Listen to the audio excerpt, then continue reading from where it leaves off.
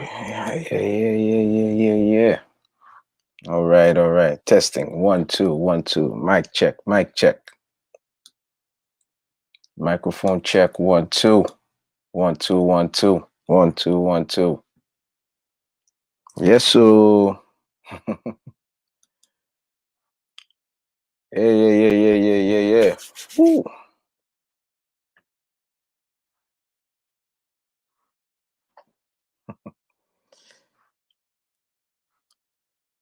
Just waiting on my people.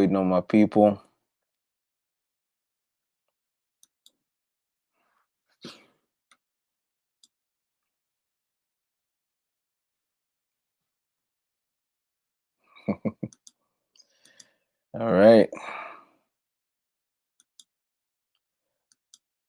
Let's go. Ladies and gentlemen, it's your boy JFK. Here we are. If you're here, drop me a line. Let me know you're here. It's your boy. We have a lot to talk about today. Oh, oh man, come on now. Come on. If you're here, let me know you are here first. Let me acknowledge you. Let me know you're here. It's your boy JFK, man. It's a different day. It's a new day. You know what I mean? Listen, man. We dodged a bullet, baby. Let me know you're here. Let me know you're here. I'm gonna wait for y'all to chime in first. I'm gonna wait for you to chime in. There's a lot to talk about, but I'm gonna wait for you guys to chime in.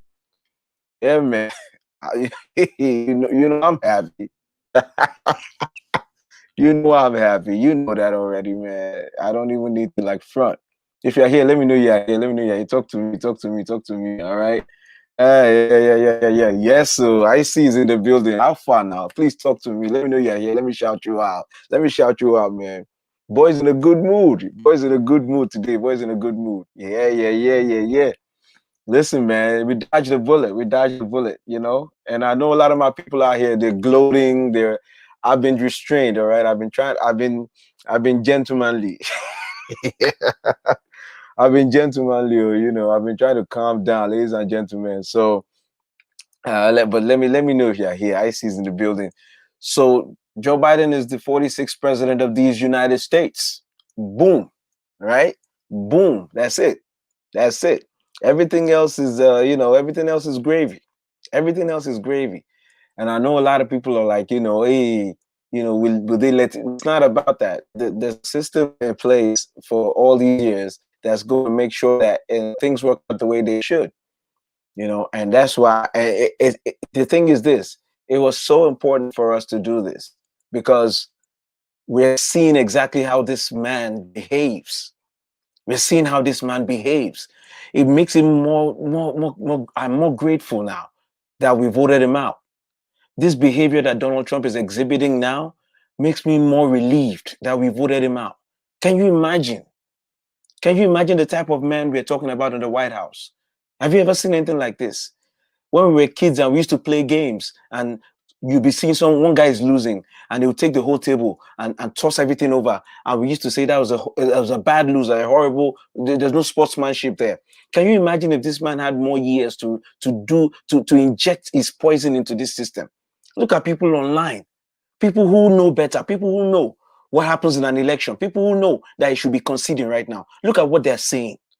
Look at Americans that know better. Everybody knows better. Everybody knows better. Don't be deceived. Trump supporters know better. They know better. For many of us in 2016, when Trump won, we were bitter. We were angry. We were sad. Some of us were sad because we knew this guy would wreck the country. And he did.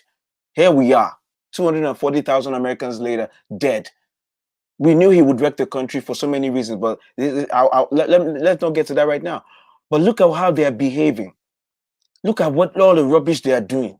And today we're going to talk about some of the lawsuits that people are hanging their hats on. There's some Trump supporters that are like, oh, the lawsuits are coming. Today we will get into some of them. I will show you how horrible it is what you're doing. You know what I mean? If you're here, drop me a line, drop me a comment. Let me know you are here, my people. But you know what? Trump supporters, those of you who support Trump, your lack of sportsmanship and the way you're acting now is such a disgrace. It's so sad. You know, I say many of us who didn't want Trump to win 2016, when he won, we were bitter, we were sad, right? We were upset, but we took it. We took it for, I mean, some of us for days we didn't talk. All right. So someone like me, when Trump won, I didn't go online saying that he cheated because the system worked. I was upset that, oh, why did so many people vote for him? Why did Hillary make some mistakes? And all the people, like the Bernie people, why did you attack Hillary so much? I had so many other things to blame, but I never questioned the results. I talked about Russia interference in making people see Hillary a certain way all before the elections, but I never questioned the result. You see, because it's fundamental to this system. If you're here, drop me a line. Let me know you're here. Please give me a comment. Let me know you're watching. So let me know how you feel. Let me know how you feel about the results. Well, give me, okay, in one word, tell me how you feel about these elections. Tell me how you feel. My word for this election for Trump was relief. That's my word, relief. That's it. I'm just relieved. What's your word for this election? Hey, Tony is here. What's up, man? So tell me, what is your word for this past election, this American election? What if I say describe it or how you feel in one word? What would it be? What would it be? Because for me, it's just relief, man. It's no special, just relief, And I'm saying it. There's a lot that's happening now that's making me realize that we were right to vote him out. I don't know about you. America was right to vote this guy out. Look at the way he's behaving now. That's your confirmation. Like, you don't need any other confirmation. You do not need any other confirmation. This behavior of Donald Trump, refusing to concede, changing people, threatening his people not to send out their resumes, all that stuff is confirmation that he's not worthy of the office. Taiwo Faleke, your word is good. You feel good. I like it. Let me get more. Let me get more. What is your feeling? Tell me one word. What do you feel about the elections? My word is relief. My word is relief. Relief. Relief. Relief. That I can sleep at night. Because a president is not supposed to have this much of an impact on your daily life, right? A president, you see, the machine is supposed to work in a way where you don't have to think about the White House. That's the way it's supposed to be. Like when Obama was there, even when Clinton, even when Bush was there, even with Bush, we had the 9/11 and we had the wars. So that engaged everybody. But on a normal day, you're not supposed to be this frantic about who the president is. But Donald Trump changed all that. So let me tell you, if you are here, thank you for coming. Drop a line. Let me know how you feel. What is your word for this election? How do you feel after this election? And again, I'm saying to all the Trump supporters, it's so annoying. It's so sad. It's so sad. You're out there looking for excuses. You're out there looking for reasons, looking for fraud. You are yelling fraud. Gloria, yeah, it's relief. You have to jump up and scream. I don't know Biden. He doesn't know me. I don't know if I'll ever meet him. But I'm telling you right now, the idea that Donald Trump will no longer be the one, I don't have to like, his tweets don't have to matter to my life. You understand what I'm saying? Like, he can form his own, himself and his cult, they can have their own place. But I don't have to deal with that on a daily basis. We can focus on our lives again. That's what I feel. If you're here, drop me a line, drop me a comment. You're welcome. Please share the video, like the video. There's a lot to talk about today. Now, many of you have been seeing online all these people, spreading rumors that Donald Trump is still going to win. I understand them because they've been living inside the bubble of deception for so long. It's not going to be easy for them to come out. I get that. Even our Christian brothers and sisters who have embraced every conspiracy theory they can find. And I posted and I said, it is an insult to God to tie him to a political theory, right? You insult God when you talk about God as if he belongs to a political party. How dare you? How dare you? God is in charge of the universe. He's running nations. And you reduce him to a political party in one nation. You see, that's where you wrong. That's where you go off. That's where you're wrong. And that's why if something happens that doesn't fit your narrative, you have to now pretend. You have to pretend that the rest of us are evil. That's your only go-to, because you got it wrong from the beginning. I would never say that God is tied to any political party or any person. Joe Biden won the election. For me, it doesn't tie God to Joe Biden. It doesn't tie God to Joe Biden. There are things that God intervenes in, and there are things that God will just let, this permissive will, perfect will. There are things that God will let happen to prove a point. There are things that he will do. There are things that he will get involved in. You know what I'm saying? There are things that he will let happen for his glory. But when you come out here and you make it look like God is tied to one outcome, then you are now running around trying to make that outcome real, Yeah. So you said my mom was a Trump supporter from the set, but I was shocked that lately, okay, okay, she's finally realized he's not what she thought he was. This is the thing. This is the thing. And I respect your mom. So you know what? I respect your mom more than most. I respect your mom because that was all I was trying to say. Like, even if you started off believing in Donald Trump, over the years, you should have seen enough to help you decide. Should have seen enough to help you understand that that's not what's going on. They should have seen enough to help you. He's a con man. Right now, he's running a scam on his supporters, right? They are donating for election fraud challenges.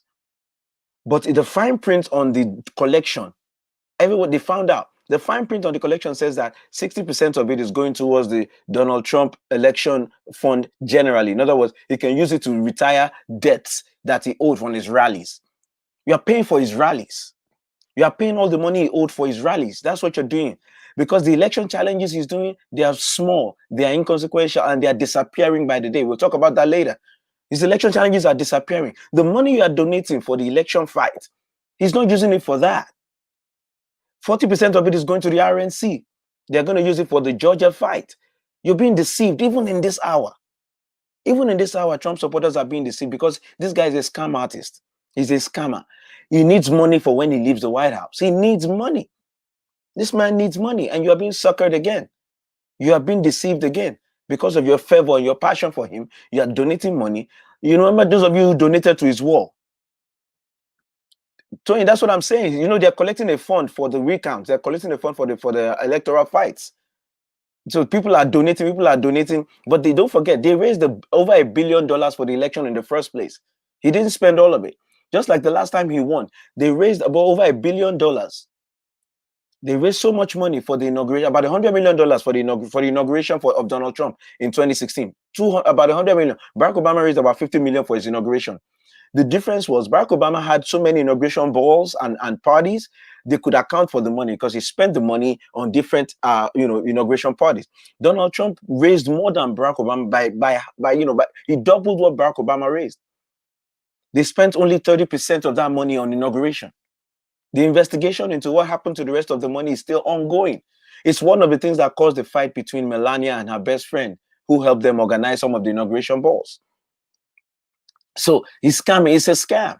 They're collecting this election fight money, and you guys are donating, those who are Trump supporters, like you donated to the wall for Manafort. Like you donated to the wall for Manafort. And so they're having a good time with your money, all because, you guys don't want to believe, the reality in front of you. This election is over.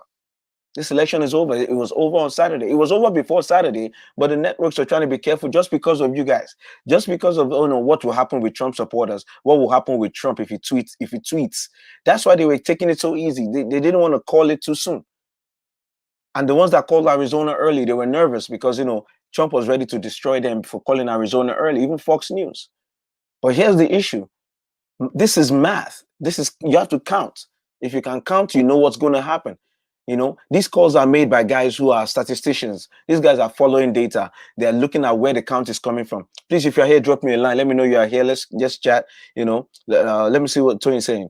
I saw some news that he still had election win party, and most people in the White House have COVID. Yes, because they already started. He already gathered the people for his party. He said it. He said it. He said he was going to have 400 people at first. Then everybody said no, COVID. So they said it's going to be like 200, 250. That's why when they came out and they said, we were winning. We were ready to go out and have a big party. We were winning. They were already celebrating. Because I don't understand. I know that Trump doesn't know math. But the people around him, sometimes I don't know if they've downloaded his idiocy, if they've downloaded his ignorance. I don't know what it is.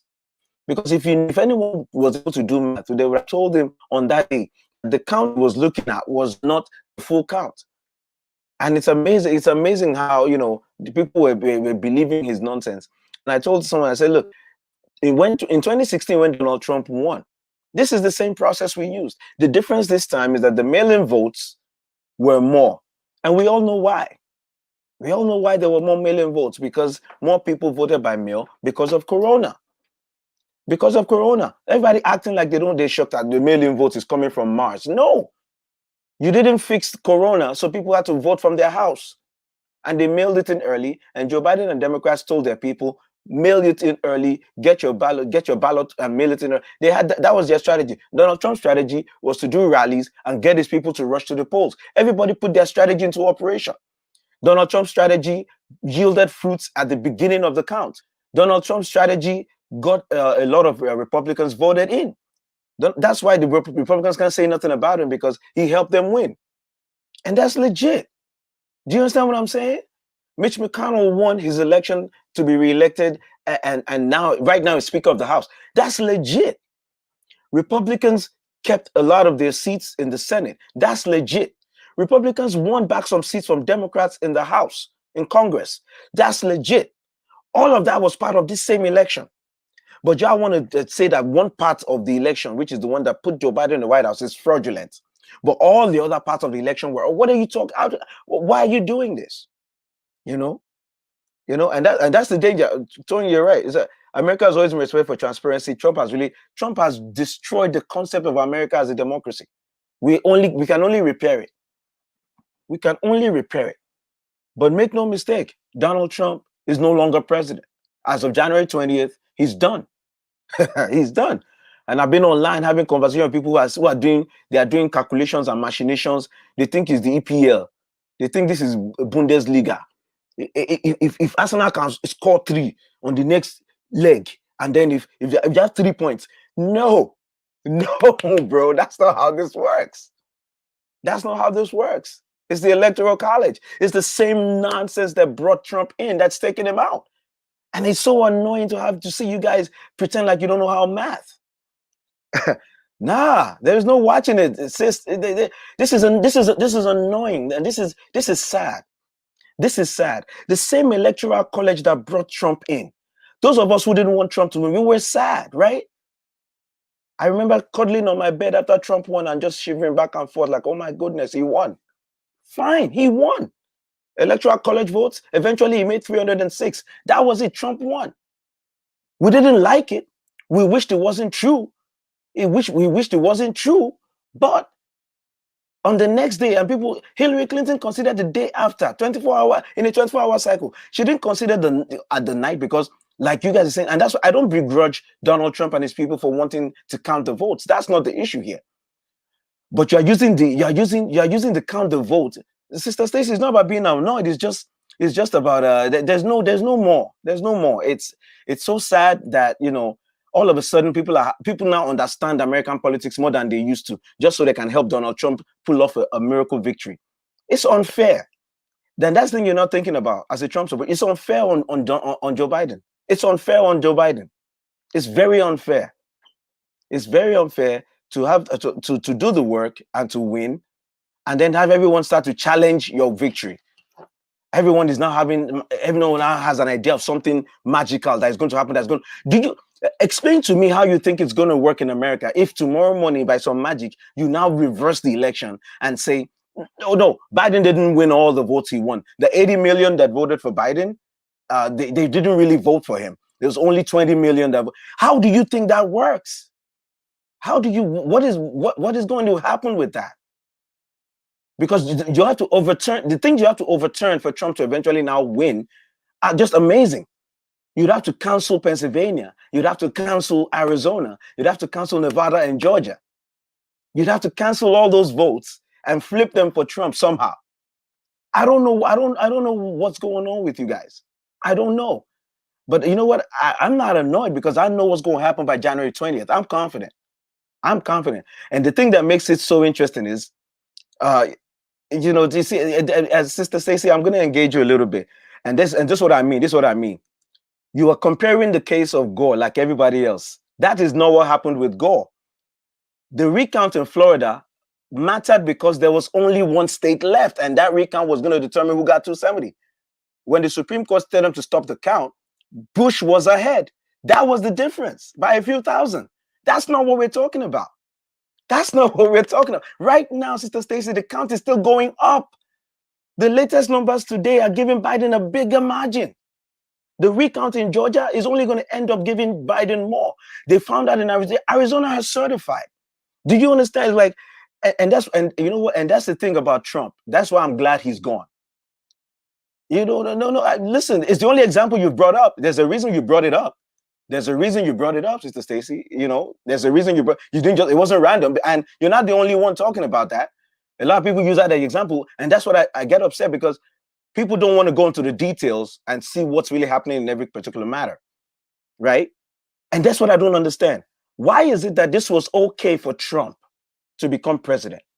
Explain that to me. Wolf Blitzer called Trump's presidency the same way he called Joe Biden. Wolf Blitzer on CNN, the same guy. Fox News, the same people. They're the ones who announced to us on the night that Trump won. They gave him, when he got Florida, when he got Pennsylvania, they announced it. That was the day the celebration started for Trump. That was the day the celebration started. All of a sudden, oh, the media doesn't determine. Oh, really? Really? But they determined for you guys in 2016, and that was okay. And you guys celebrated the night they called it. Why the double standard? Why the double standard? All of a sudden, people can't do math anymore. People don't understand that, you know, Pennsylvania and Alaska is certified. Alaska is certified for Trump by the same media, by the same people you say, they can't tell you what's happening in Pennsylvania. They're the same ones that called Alaska for Trump, and the Trump team tweeted out Alaska has been called for Donald Trump. By the same media, they were just telling us cannot be calling people's wins. What is that? And that's the thing that obsessed me about Trump era. Like, the things we used to know about the rational things we used to know, reasonable things, when we have reasonable conversation, we don't do that anymore. All of a sudden, because of Donald Trump, the stuff we know, we don't know anymore. We don't know how to count. When someone is ahead of you by 147,000 votes, and we're sitting here talking about what they're going to be a recount. In the history of America, recounts only yield at the most a couple of hundred votes difference. And in many cases, it yields it towards the person that's leading. Because the count of the first time is one of the most careful things you do. There were cameras in all the counting rooms. It's amazing. Of course, he's angry with Fox News because he expected Fox to lie for him, but even Fox couldn't deny it. Fox, you know what? Yeah, I'm glad you brought that up, because I'm about to show you. You know, Fox was one of the first. Fox probably projected him one of the earliest ones, because Fox already had Arizona for him. But here's the problem I have with people who don't want to see the truth. You know, it's a big deal. It's a big deal, because this is about going forward. Let's listen to this. 270 electoral votes he needs to become the 46th president of the United States. Donald Trump, the 45th president of the United States, who stated in this process, "I will never give up fighting for you and our nation," will be denied a second term. That has not happened since 1992 and President George H.W. Bush. Keep in mind, the Trump campaign is in the midst of waging legal challenges in several states, but the path is clear for the new president-elect. The states will all need to officially certify the vote. In the middle of a pandemic, almost 150 million Americans voted, and Joe Biden and Kamala Harris will receive the most votes of any presidential ticket ever. Senator Kamala Harris will be the first woman and the first woman of color to become.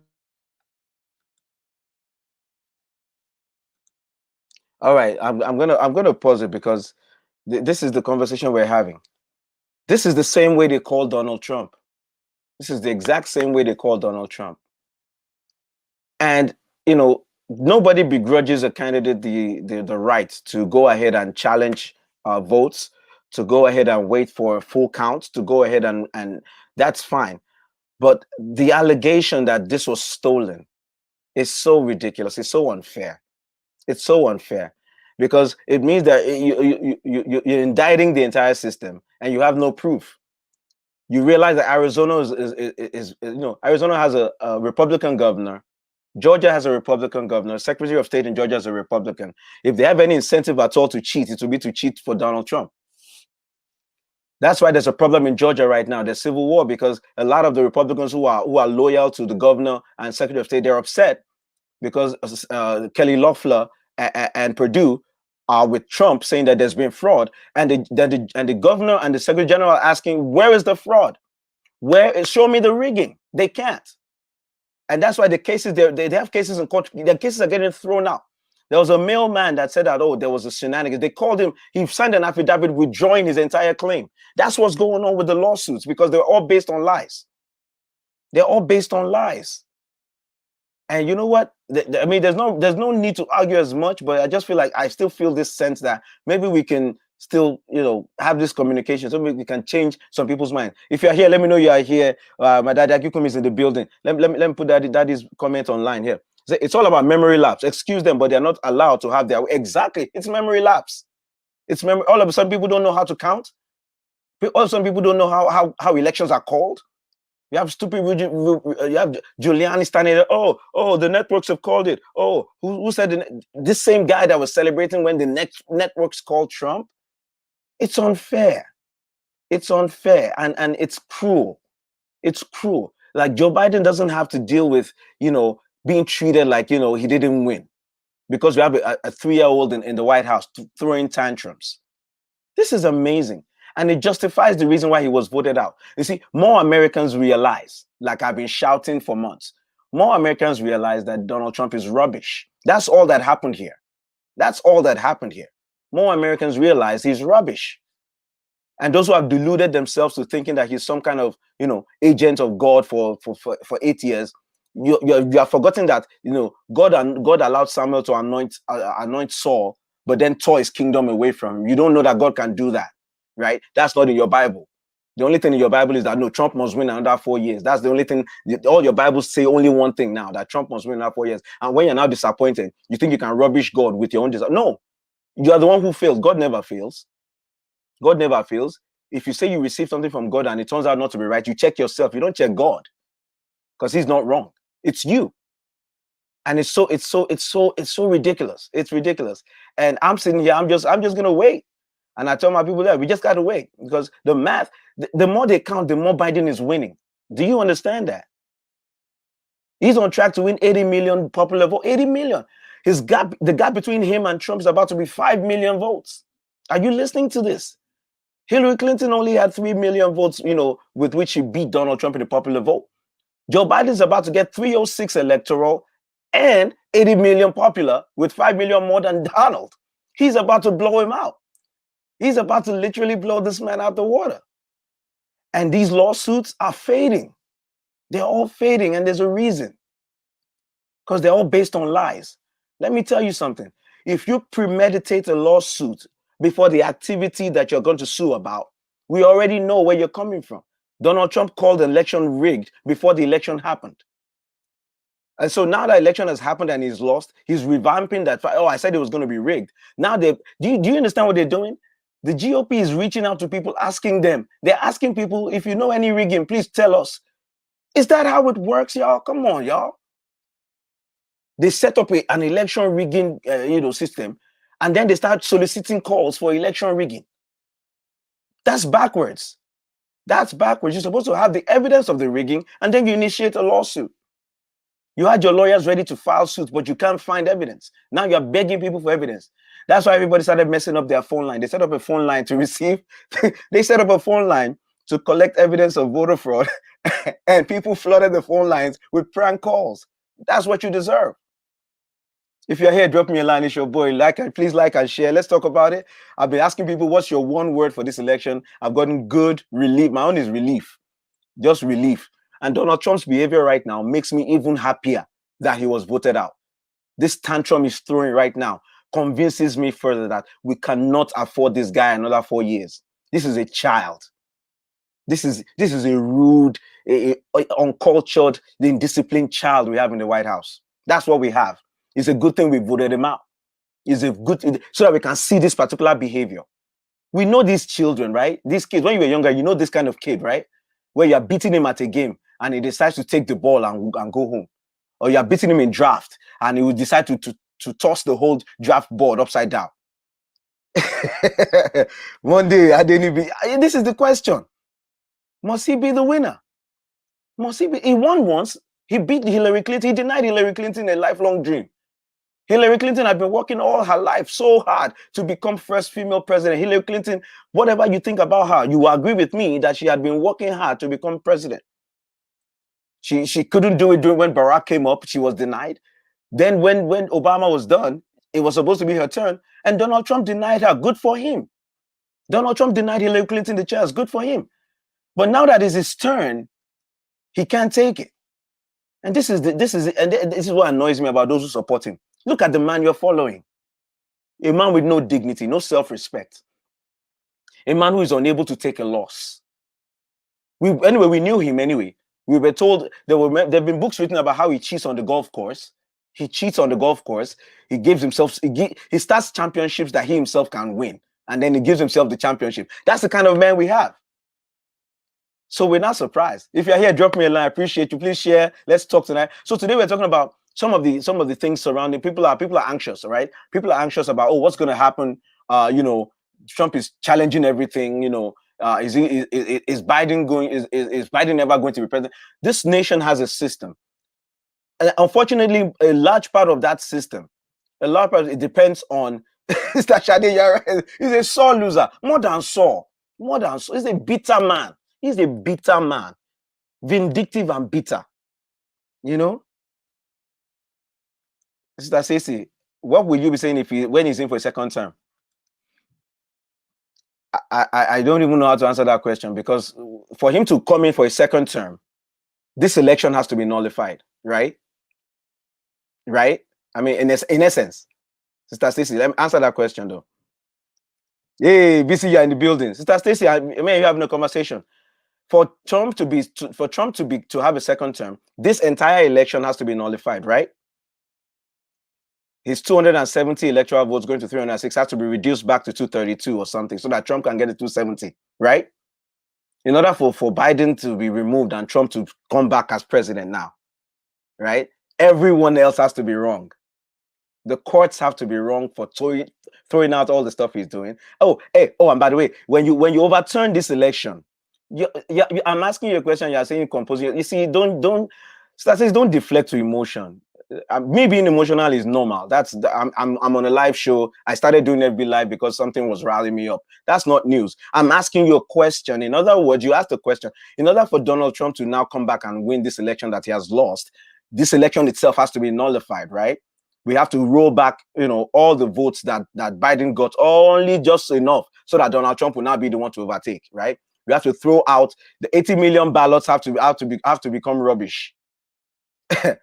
No, now this is what I'm saying. Like, nobody talked like this when Trump beat Hillary.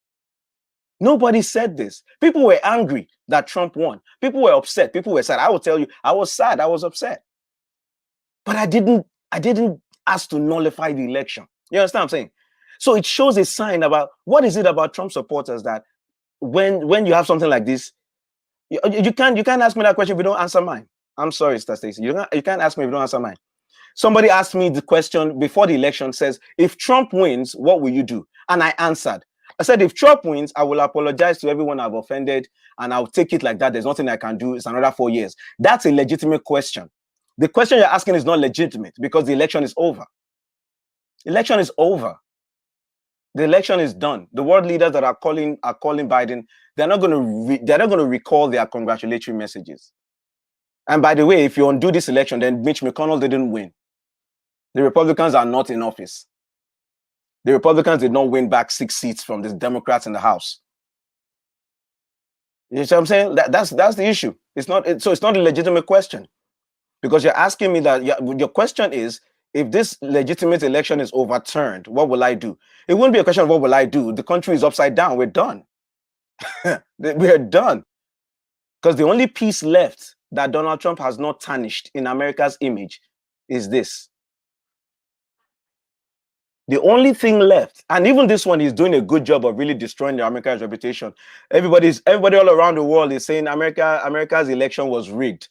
We haven't heard that in a long time. Even when we heard it wasn't on this large scale, and certainly wasn't being echoed from the White House, right? So he has done a good job of tarnishing America. America can never tell any other country now how to run their elections because Donald Trump says the American election was rigged. So he's already destroyed everything in this country, right? DOJ is gone. Post office is rubbish, right? So just think about that.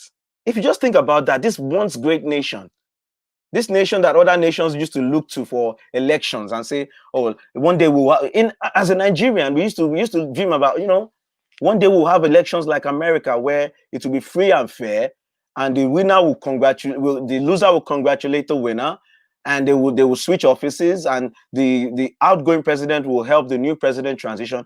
All of that is gone, right?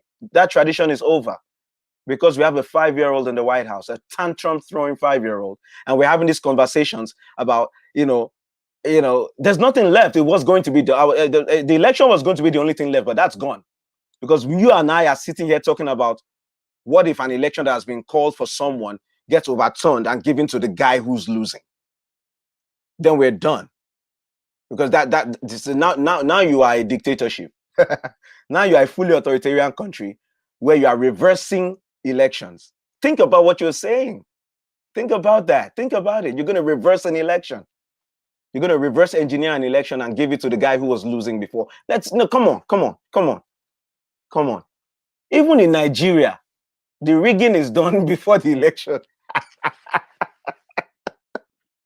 BC is in the bill. Let me talk to some of our people. Even in Nigeria, the rigging is done prior to the announcement of the winner. That's when you rig. So you can at least pretend like, hey, it's the people that have spoken. You don't lose the election and then rig it after. This is amazing. With no evidence. All the court cases Trump is taking to court are getting thrown out. On top of that, even the cases they're taking to court do not affect a majority of the votes. On top of that, right now, the way it stands, Biden gets to 270 with Nevada and Arizona. He gets to 270 with Georgia and Nevada. He gets to 270 with Arizona and Georgia. All these three things I told you has nothing to do with Pennsylvania.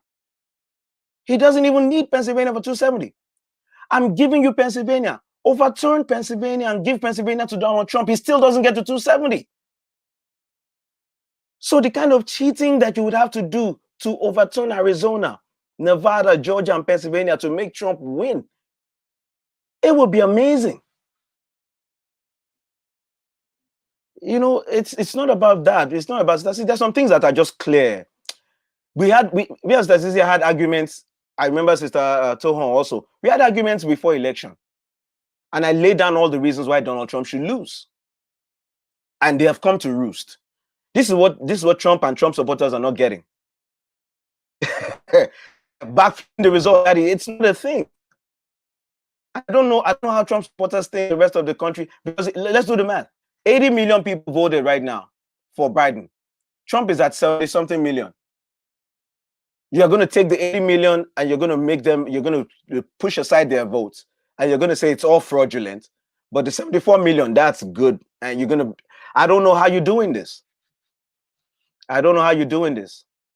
And I just hope that's just a fantasy, because I don't see how that ends well for America. I don't see how that ends well for America. We had an election. Donald Trump lost. The reasons he lost are numerous. He didn't take the coronavirus seriously. And I was telling all of you the reasons why he would lose. Why I expected him to lose anyway. I couldn't guarantee it. 250,000 Americans, about 240,000 Americans are dead from coronavirus. We have a president who has spent all the time on coronavirus pretending like it wasn't a big deal. Did you think that the families of those people were just going to be quiet during elections because they're not doing rallies, because they weren't driving around in trucks? You see, that's what you missed. That's what you guys missed. Trump and his people, they missed something, right? This is why I'm so happy. I'm so happy because so many people saw what I was saying. You're not going to let 250,000 Americans die on your watch. Not say a word about them. He never had one day where he didn't do one moment of silence for the dead Americans. This idiot in the White House did not have one moment of silence for the dead Americans. He didn't have one press conference to address the families of coronavirus victims. No, he didn't do that.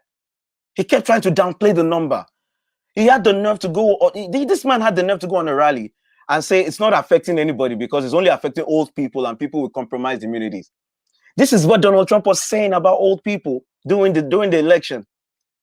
Zero empathy, Sister Toyi, zero empathy. That's the thing that how many shows do I have talking about empathy? He talked about them as if they were nobody. He literally said that he said coronavirus is affecting virtually nobody. Nobody. While families were sitting, rocking back and forth for the one they loved that died. This idiot had the nerve to say it was affecting nobody. Completely heartless.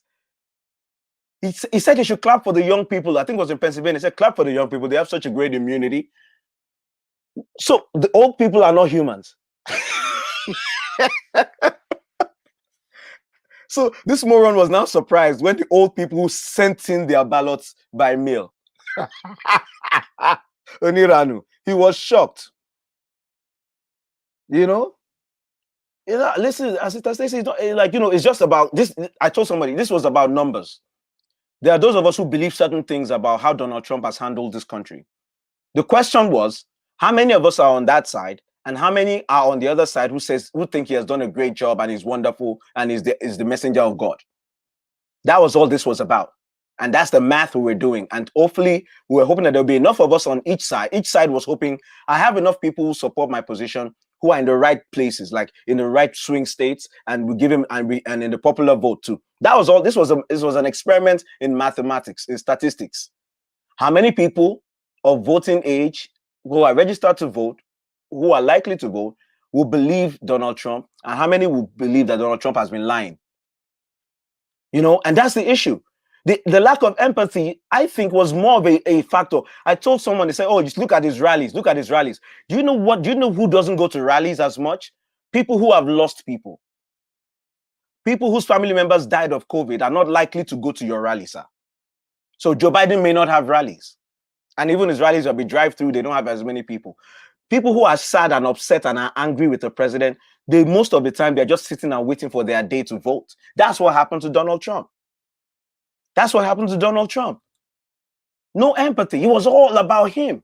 He literally went to Pennsylvania and he told them, oh, I don't want to be here. I can't believe I have to be here talking to you people. Imagine if I lost to that guy. The arrogance. The arrogance. In Nebraska, supporters of Donald Trump came to his rally. They were bussed in. They parked their cars somewhere. They entered buses, shuttle. It was cold. It was freezing.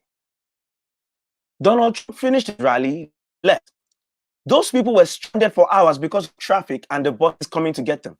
Donald Trump did not spare a tweet to say to all my supporters in Nebraska, I heard you guys were out in the cold. I'm so sorry. Please don't be discouraged. He didn't bother. He didn't bother.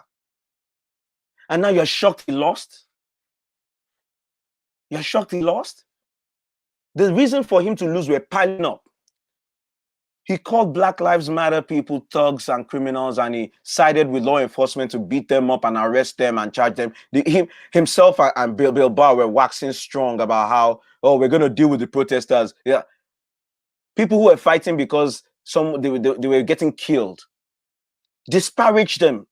He didn't bother to make a distinction between the looters and the protesters who were protesting as of right, which is like what they're doing in Nigeria. It's a wickedness. It's a deliberate wickedness. You know that protesters are different from looters. You know. How do you know? Most of the protesters are up front. The camera is on their faces. They are busy protesting and yelling. They are not the ones breaking the shops, and you know that. But when you want to now tarnish all of them, you call them all rioters. And now in Nigeria, they are arresting people who are part of the SARS. They are arresting people who they are freezing accounts. That's a tyranny. That's what a tyranny looks like. And the leader of such tyranny is a tyrant. That's what we call it. The tyranny. Let me pronounce it properly. Donald Trump is exhibiting every single trait of a despot. Like an African dictator. We always knew he had that instinct, but he's now showing it. To lose an election and to scorch the earth with lies and fake news. But where the rubber meets the road is the courts. The courts are dismissing their cases like flies because it's so rubbish. There's a law firm that withdrew in Arizona today that was helping. I told someone, I said, when you see law firms, big law firms, begin to withdraw, the few ones that joined it, I was even surprised they got some big ones like Jones Day. Jones Day is having an internal war right now because some of the attorneys are fighting their bosses saying, why are we in this? This is ridiculous. We're helping to destroy America's elections. And that's the thing. They're tarnishing Americans' image. So that next time you talk about American elections, you can add rigging and fraud to it. Why? Because some 3-year-old in the White House is throwing tantrums. He can't handle it. He can't handle it. And it's so unfair. It's unfair. When Donald Trump won, many were bitter. Many were angry. There were even those who were saying what went wrong. But no one was able to just wholesale disparage the entire election. You see, because when you care about America, you care about a nation, you don't want to destroy the image of its institutions. Those are real patriots. Those are real patriots. Hillary Clinton didn't concede till the next day, and she was criticized for it. Even myself, I felt like she probably should have conceded earlier. Because that delay between when the networks called the election for Donald Trump and when Hillary conceded, it was within 24 hours. She didn't wait long. It was the next day. You know, we're told she went for a long walk and then came back and conceded. She didn't wait long, and which I understand. You know, you can take your time. You can take your time to concede. It's not an easy thing to accept that you've lost a race that you thought you would win, which is the same courtesy I would extend to Donald Trump. Donald Trump didn't have to concede on Saturday. Donald Trump didn't have to concede on Sunday. He doesn't have to concede at all. But disparaging the elections, destroying the faith of the people in Americans' elections, history will not forgive him for that. I promise you. History will not forgive Donald Trump. Of all his other atrocities, separating children from their mothers, the way he handled Corona, and he's a grifter. Right now, he's collecting money for election fights that he's going to spend. This man is a thief. But of all the horrible things he has done, this undermining of the American electoral system will be written down in history. It will be recorded. Don't worry. Don't worry. As wonderful as Bill Clinton was with the economy during his presidency, the shame of his scandal is put there next to his name. Because it's going to be there, because that's your legacy. Donald Trump will be known as the toddler who could not accept defeat. That's what I'm saying. Let me get some of my people in here. So he says, this is one loss he will never get over and will haunt him forever. His ex-wife claims he doesn't like losing, but this one he has lost. You know, the thing is that he's been shielded from his losses, right? After all, he's a king of bankruptcy. He has destroyed, he has so many of the businesses he quote unquote started have failed. He's a loser. But he's been shielded from the consequences of his losses. Banks like Deutsche Bank gave him money when he went bankrupt, and he should have suffered the effect of that loss.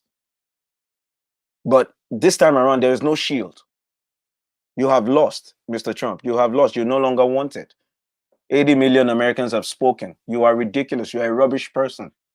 You're a rubbish man. You're an evil man. This is the problem with Donald Trump. He's a bad man. He's a horrible man. How do I know? So you say, why? No. Let me tell you how I know. Let me tell you how I know. Do you know that in these elections, the Republicans picked up 6 seats in the House of Representatives? Do you understand? The Republicans picked back 6 seats from the Democrats. They did well. Do you know that in this election, Lindsey Graham won his seat? And about 5 other embattled Republican senators, they won their seats. You understand? Mitch McConnell won his seat clearly with no wahala, no problem.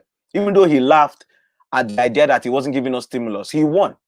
In this same election, a lot of state legislatures became Republican. In this same election, do you know what that means? People were going in and voting as Republicans, their normal Republican votes. They were voting for Republican senators, voting for Republican congressmen, even governors. They were voting Republican. And then when it got to president, sir, they said Biden. That's the miracle of this election. He is a singular horror. When I saw that, I was like, this is a talking point. This is a point of discussion. Let me know if you know what I'm talking about. A lot of people voted Republican in many other seats. As a matter of fact, the Democratic Party is having conversations about what went wrong because they lost so many things. Do you understand? In this same election that they're saying is rigged and fraudulent. But Trump lost because a lot of Republicans are still Republican, they're still conservative, but they know in their hearts that this horrible man cannot be our president anymore. That's why he lost. Let me tell you one more reason why Donald Trump lost. And for all those who are trying to play games and pretend like, oh, it's a fraud because they don't understand. No, I'll explain what happened. What happens is Donald Trump told his people to not use the mail-in ballots, that they should walk to the polls. So what you saw that looked like a red wave over America on election night was the result of Donald Trump telling his supporters after his rallies to go and vote in person, not to believe. He discouraged them from mailing ballots, right? And so many states in their counting sequences prioritize the early votes and the walk-in votes of election day. They count those first before they now go to mail-in ballots, absentee ballots. And I told someone who was panicking that night, I said, that's not how this works. I said, they're going to count for mail-in ballots and walk-ins. So many of the red states and the swing states, you got a lot of votes for Donald Trump. So it was looking red. The whole map was looking red. And I said to someone, this is a year in which the mail-in ballot will play a bigger role because of Corona. Unfortunately for Trump, it will play a bigger role for Democrats because Joe Biden and the Democrats were telling their people, if you can't safely go to a polling booth, mail in your votes, call for your ballots early, please request your ballots early, send it in early, don't let them mess with your ballot. That was the strategy for the Democrats, for Joe Biden.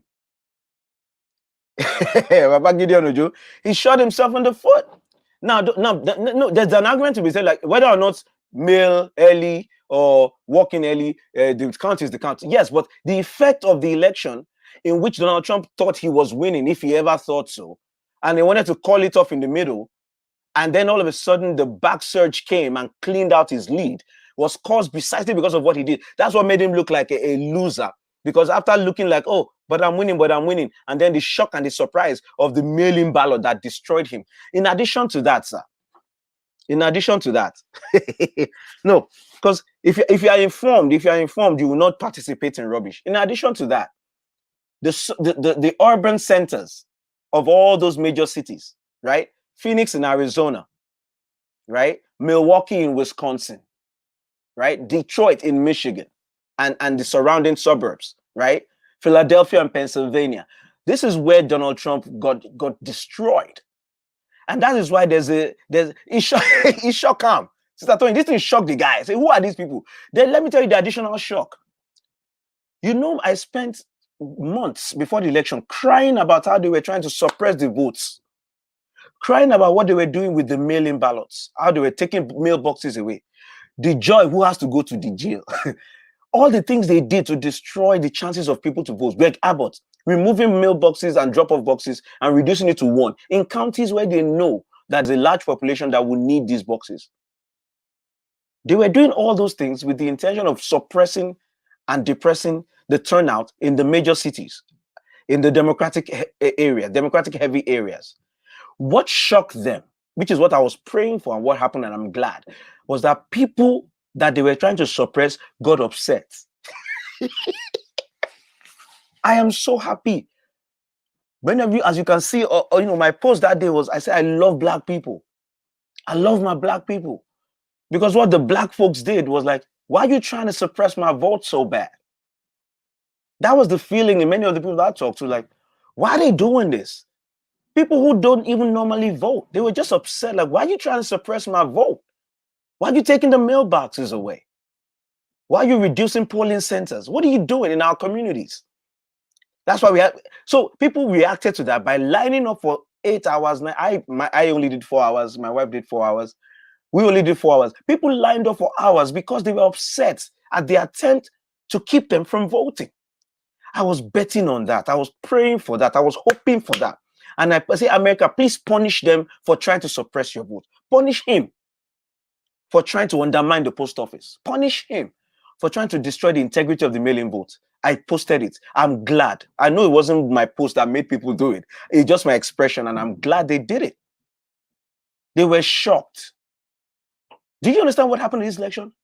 Minority voters, Latino voters, black voters, Asian Americans, they showed up in numbers that shocked the entire state they were in. Atlanta and some of the other suburbs essentially matched the red votes in Georgia and overtook them. Same thing in Philadelphia. Do you understand what I'm saying? They matched all the red votes right from the city center. My people were vexing. Are you listening to me? The black people, the minorities, Latino, they matched all the red votes around them, including the white people who knew that Donald Trump is rubbish. They combined and formed Voltron. They swallowed up the red votes. That's what I'm saying. Trump is more like Nebuchadnezzar. Trump is more like the one that God had to turn into a creeping animal for him to realize that he wasn't God. Because even if you're supporting Donald Trump, you would have seen at a certain point that this man is beginning to be too big for his own shoes. The arrogance of Donald Trump was too much, and we all know it. I don't know why some of my people, faith people, ignored his arrogance. The Bible talks about the things that God hates. Pride is prominent there. This man has it in spades.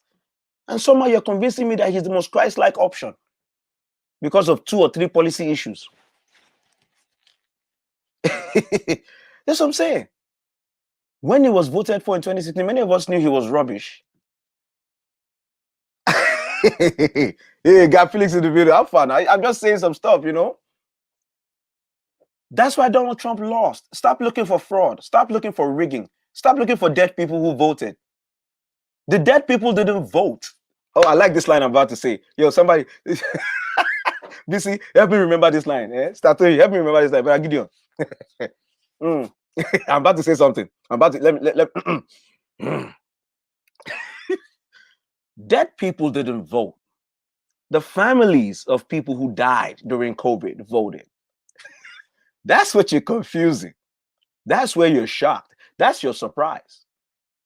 You didn't think 200,000 people had families that could vote?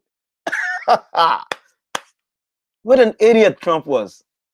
And if you believe that with him too, you're an idiot. I'm hoping that's not what you believe, because many of us, you just believe that he's God's chosen. That's different.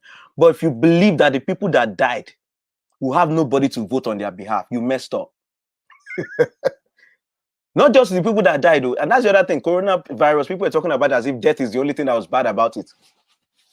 Some people got coronavirus and got permanent damage to their bodies.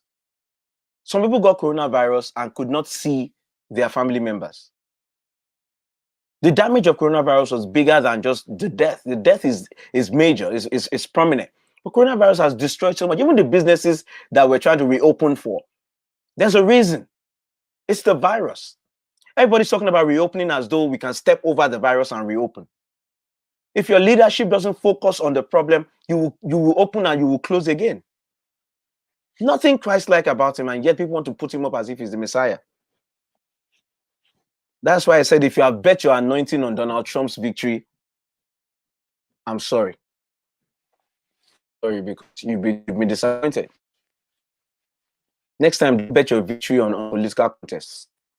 Don't bet your anointing on political contests. If you bought with the blood of Jesus, let's try not to put our faith into politics. Let's participate in politics as conscientious, responsible citizens of our towns and cities and states. But let's not use the politics to substitute our faith. Are you kidding me? Dead people didn't vote. The family members of the dead people who died in Corona, they voted.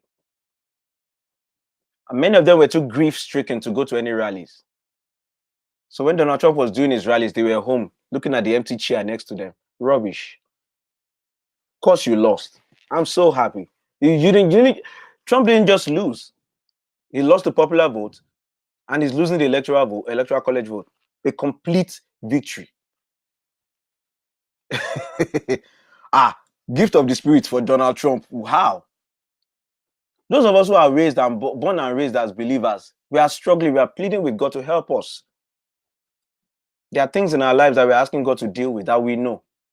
We are praying to God. But this somebody who has never gone to church, they ask him if you have ever asked for forgiveness. He said, if I do something wrong, I'll ask. He has never asked for forgiveness in his life from God. But you want to put him up as God's anointed. Do you have the final say, or does God have the final say? It's amazing. And I tell someone that the reason why many people, that's what I'm saying, the reason why many people are now looking for theories as to why Trump is still going to win is because for many people, their legitimacy, their authority, their spiritual authority is now on the is in the balance. Your spiritual authority is now in the balance because you use your spiritual authority You use your spiritual authority to predict an election. Now it's not looking like you were right. Now you have to find a way to gain your authority back. And right now you have a chance in your mind because there's still a fight. Let me get some of my people in here. Please, if you are here, let me know you're Mike that is in the building. Yeah. There's nothing that Gab Phillips finally lost in here. I don't understand this your last point to Gab Phillips. God has the final say, January 20th. They say, hey, let's sit. Do you think only Trump supporters are praying? I don't know how we got here. How did we get here? So you are convinced that God is only on one side of this equation. There are no of the 80 million people that voted for Biden, none of them can even remotely be an anointed child of God. That's not possible. Like Elijah telling God, I'm the only one who cares about you. There's nobody else. Before God showed him that, what are you? Shut up your mouth. I have 70,000 guys that have been taken care of, that have not bowed their knees to bow. That's what I'm saying. Like it's spiritual arrogance. It's spiritual arrogance for you to think that God is only on one side of a conversation, not understanding the nuance involved, not understanding there are many other things to look at. The things you consider to be sinful, to be more sinful than the other things. Who says that you are right? You know, the Bible explains that every unrighteousness is a sin. So we already know that to lie is to murder, and that's why we are praying for the Holy Ghost to help us get better. You are assigning grades to sin and then saying this must be the one that God hates the most. 7 things God hates. They didn't count some of the things they're talking about. They didn't count it in the 7 deadly sins. They didn't count it. But look at Donald Trump. He's complete with all the 7 things that God hates. But that's not a problem for you. You can overlook that and still call him the Messiah. My people, you are here. I have a video to share. There's so much that went on in this election, and it was called for Donald Trump, and I know that there are many people who are still confused. So I'm going to show Giuliani and the moment where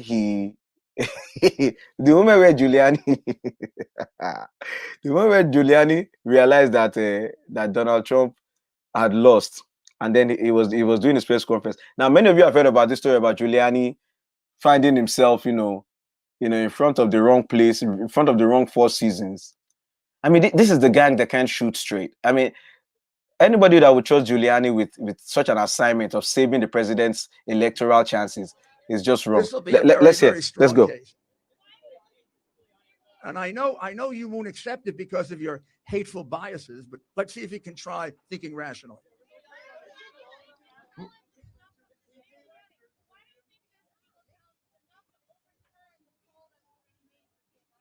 The poll? Because they don't decide the election. The call for Joe Biden is it? Who was it called by? Oh my goodness, all the networks. Wow. All the networks. Ladies and gentlemen, let me stop you right there. Do you see what just happened? Let me explain this to you. So Joe Biden, so you have Giuliani giving a press conference about how they're going to sue their way through. And then he gets the news that the election has been called for Donald Trump, for Joe Biden. But he's fighting for Donald Trump. So his first reaction was to say, I know, this is a funny video. So his first reaction was to say, who called it? Now, understand that moment. Ladies and gentlemen, this is what I'm saying, that these guys are just ridiculous. Donald Trump has made smart people stupid. Donald Trump has made people who used to have integrity. They've lost all their integrity. It's like you cannot work for Donald Trump and retain integrity. Right? Think about all the people that went through Trump's White House. Either they came out and wrote a book bashing him, or they faded and they ended up on Dancing with the Stars. You see, you cannot work for this man and not lose something. You will lose your integrity. You will lose your honor. That's why those that resigned. Right? That's why all the military guys that resigned, they resigned because their honor was depleted. General Mattis, all these guys that left, these are men that have spent their lives building honorable careers. And in one administration, they're about to lose all their honor and all their integrity. That's why they resigned, right? That's why they leave Donald Trump. Everybody who leaves Donald Trump, mostly they leave him because they are realizing that whatever integrity they had is dwindling. You can't work for him and not come out as rubbish unless you leave early enough to still keep some of your integrity. That's the reality. I've said that so many times, and that's what we're seeing. Think about Rudy Giuliani and his stature as the mayor of New York during 9/11. Think about all the goodwill Giuliani has experienced. Mike, yeah, they end up in Dancing with the Stars. Think of all the things that Giuliani has experienced, as every high place of honor that Rudy Giuliani has experienced. Look at Giuliani now. It's sad. I mean, they bungled this entire thing. They went to the wrong Four Seasons. Donald Trump tweeted that there will be a press conference at the Four Seasons in Philadelphia. Somebody, I don't know who would have gotten this wrong. They ended up in front of Four Seasons landscaping, in between a crematorium and an adult toy shop. This is where they held the press conference designed to launch the president's official legal challenges to the election. What disgrace! What rubbish! And it's because of this Donald Trump bravado that they all share, where they never accept that they made a mistake and correct it. They make it seem like, oh yeah, we meant Four Seasons landscaping. That's rubbish. Everybody knows there was no point in them doing this in front of a landscaping joint, next to an adult toy store, opposite to an adult, next to a crematorium. They messed up. Think about that. And you guys are hanging on to these legal challenges. These are the guys leading the legal challenges. They couldn't get the address right. Then look at what he just said. He said, oh, it's been called for Joe Biden. He said, who called it? They said all the networks. What he wanted to do, go with me on this. What Biden wanted to do was to find out what he wanted the lady to say CNN called it. So he could go into his own fake news about CNN. That was what he was hoping he could do when he said, who called it? He expected it to be one network and he would say, oh, they are fake. Then the reporter said, all the networks. He didn't know what to do. Google Map didn't work, Mr. Rudy did not know what to do when he said all the networks. That's why he ended up looking like he was calling into the heavens. That's not what a lawyer would do at a press conference. He was improvising. He wasn't ready for that news. He wasn't ready for all the networks to call it at the same time. You see what I'm saying, ladies and gentlemen? These are the people you are hanging your hope on, that they will upturn the elections. They're just playing it by ear. These guys are just trying anything. They don't have a plan. They don't have a plan, because overturning an election like this is not something you can really do, because we were all watching. Most of the places where they were counting the votes had cameras and they had poll watchers. Trump team had a court case where they went to court and they told the judge they're not letting our people observe. When the other side brought up information about the people in the room and it showed that there were Republican observers and Democratic observers, the judge asked the lawyer again, are you saying there were no Republican observers in there? With the judge having the names of the Republican observers. And the Trump lawyer had to admit, I wouldn't say there weren't any. It's a non-zero number of Republicans. And it was like, what are you talking about? So you're lying. There are many lawyers who are withdrawing from these cases because their own reputation is in jeopardy. I had an argument today with somebody talking about, oh, wait for the lawsuits. Like, you're saying wait for the lawsuits. Are you following the lawsuits? Do you know what's happening in the lawsuits? Maybe if you paid attention to what you're hanging your hope on, you'd have a sense of what's going to happen. The lawsuits are getting dismissed left and right. The ones that are surviving are only affecting 200 votes at the most. In the least margin that Joe Biden is beating Donald Trump right now, it's in thousands. You know, so it's like, it's so sad. Let me get this, you know. They are now trying to pay up to $1 million for, yes, thank you. Greg Abbott in Texas is offering $1 million for anybody who has stories of election fraud. Is that how a lawsuit, is that how you start? let me say, in a class action lawsuit, you build a case for a particular plaintiff, and then you reach out for additional plaintiffs to form a class, right? Because then when you form a class, then you get certified for your class because you've brought the people in already. This is backwards. They've started the lawsuits. Now they're asking for witnesses. This is how you know it's made up.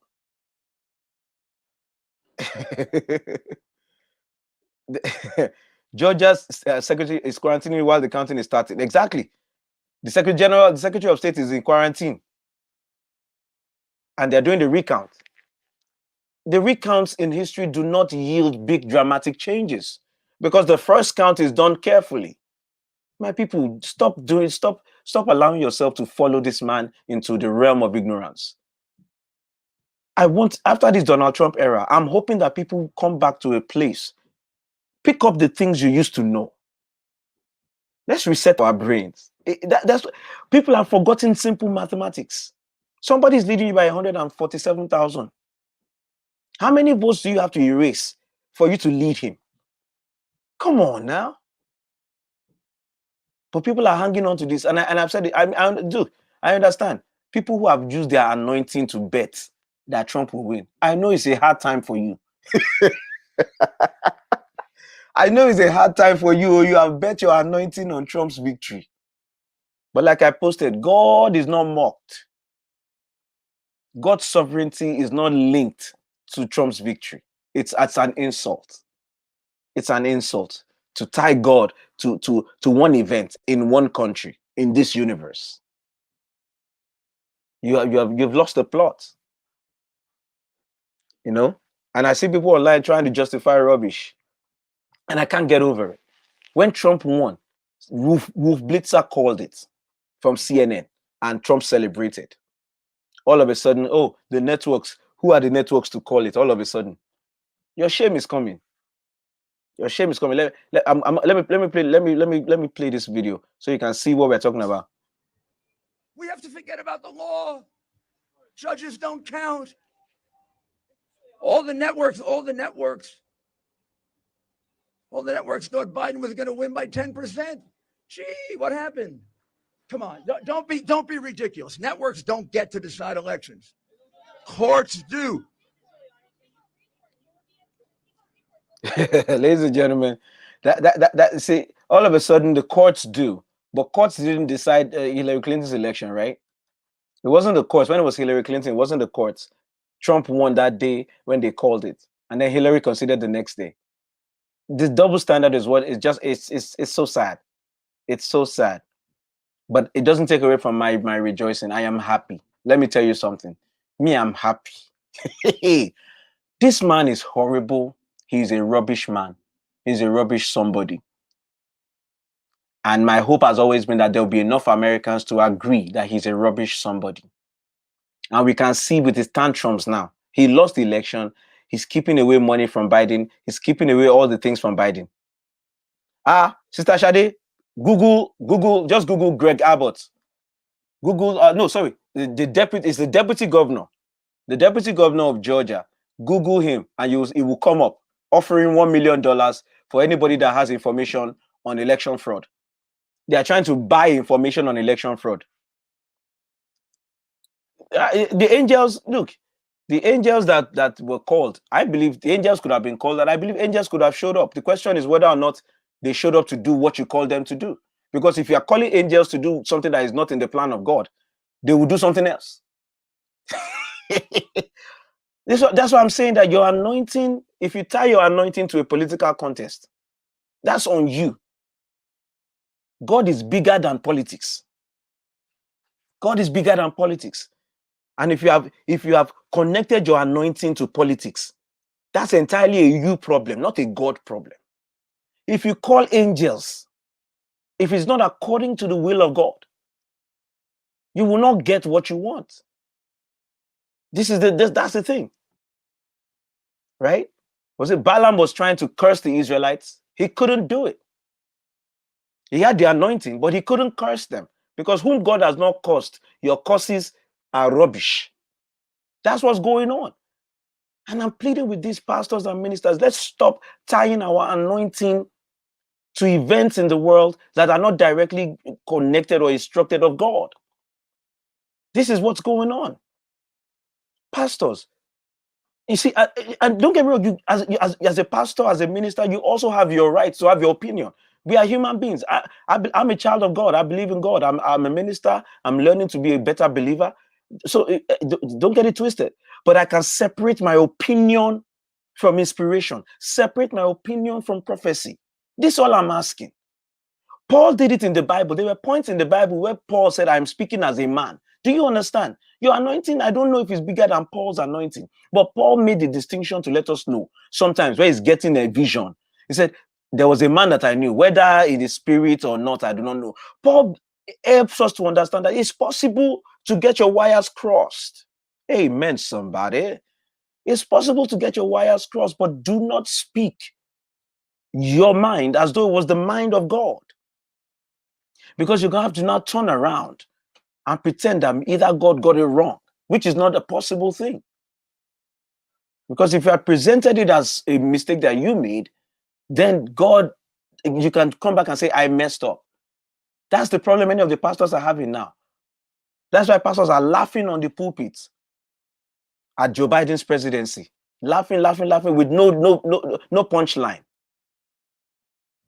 Because you've tied your anointing to one outcome. And you never ask yourself, is God still in the idea of Trump as president? See, that's the other thing people don't bother about. If I give you the fact that maybe God puts Trump in, God allowed Trump to win, because people make it seem like God is filling out some bubble cards. God permitted Trump to be president in 2016. That's very possible.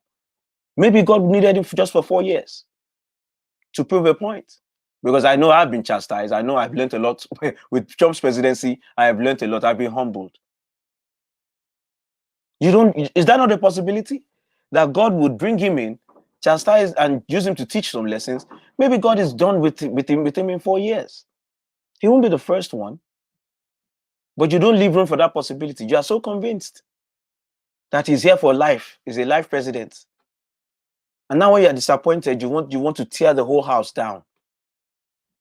You and Boy Wonder in the White House, Mr. Lysol, holding on to this White House table. I'm not going to go. I'm not going to go. I'll never leave. January 20th is the last day for this idiot. He's going. He's going. That's why all the world leaders are calling Biden. They know how it goes. The Republicans that are standing up and saying the president deserves to have the votes counted, he deserves to exhaust his legal remedies, they know what they're saying. They don't want to cross him because there's an election in January for Georgia for the 2 Senate seats. Mitch McConnell still needs Donald Trump. The Republicans still need Donald Trump to retain. they need Donald Trump to retain the majority in the Senate. That's why they can't come out against him now. They need him. Understand that. So when you see Mitch McConnell and them saying, he has a right, what they're saying is that please, President Lysol, don't tweet against us. That's what they're doing, because they need Trump's clout for Georgia, for the Georgia runoffs, the 2 runoff seats in Georgia. That's why they're behaving themselves deep down inside. And even they've been talking to Bernie Sanders, Chris Coons. They've been talking to their Democratic counterparts saying, we know Biden won. We know he deserves to be in transition, but we can't say that now because the big baby in the White House is still upset, is still fighting. So we are going to pretend like we don't understand how this works. That's what the Republicans are doing. They all know what's up, but they have to pretend like they don't, because they still need Donald Trump to win Georgia's seats. Someone like Lindsey Graham owes his political life to Trump. So he's going to come out and say, keep fighting, Mr. President. You don't give up, Mr. President. But he knows in his heart that it's wrong. They all know. They all know. And to treat Joe Biden like this, it's just absolutely disgraceful. It's disgraceful. They're not releasing money to him from the GSA. They're not allowing his team to speak to the transition team. They're pretending like this never happened. It's disgraceful. It's sad. And this guy is throwing tantrums and everybody's following him. But his tantrums have an expiration date. This is your mic. This is what I'm saying. Sister Stella is in the building. What's going on, sis? Yeah, this is what I'm saying. They're counting voter fraud, but they would. But Mitch McConnell won. Was his own fraud in Kentucky? Was that fraud? Lindsey Graham, was that fraud? Where you beat Jamie Harrison? No, those ones are not fraud because Republicans won. But the one where Joe Biden won, that's the one that is only fraud. They're about to. Their legal remedies are disappearing, folks. There's an extension date on court cases. At the most, it's a week to 2 weeks. Anyone that will go to Supreme Court will go. But even the cases they have on ground now that might end up in Supreme Court do not affect the results. That's what I'm trying to explain to some people. The universe in which the results of these elections do not favor Biden is becoming very, very small. And that's why I'm telling people right now, begin to change your tune small. It's time to begin to change your tune. Look at Pastor Jeffers. Pastor Jeffers, Trump supporter of life. MAGA all the way. The guy bleeds MAGA. Jeffers. He came out and he said, Joe Biden has won. Let's pray. That's a guy who knows he knows what's up. He knows what's coming. He's a pastor. He's the evangelical leader of all stripes. And he's come out and he said, nah, man, Biden is president. That's a man who he has set himself up now so that whatever else happens now, he will admit, okay, I was wrong. I thought Trump would win. The rest of you are still holding on, like pretending like there's something happening. Do you think that's fair on Biden? God doesn't care about all the people that voted for Biden? You think you are the only one that God listens to? It's amazing. It's amazing. You were so sure Trump would win. Now you are shocked that he lost. I told you black people were getting upset with you. Black people showed up like crazy, son. Shout out to Philly. Shout out to Milwaukee in Wisconsin. Sup? Shout out to Detroit, Motor City. Make it happen, baby. Shout out. Atlanta, ATL, you went nuts. Yo, let me tell you something. ATL and the suburbs of ATL, Atlanta, you guys went crazy. You turned Georgia blue? Y'all did that? Oh, now I know you mad. Now I know you upset. You turned Georgia blue, ATL. You did that. That's crazy, son. Phoenix, Arizona? What's going on in Phoenix? You turned Arizona blue? See, that's why they shouting fraud. Because they don't know where the votes came from, because they never saw you. I said a word. A lot of Trump supporters don't understand what happened because they never saw the people as people. They never saw you. You don't count. You never counted to them. So when you showed up to vote, they were like, who that?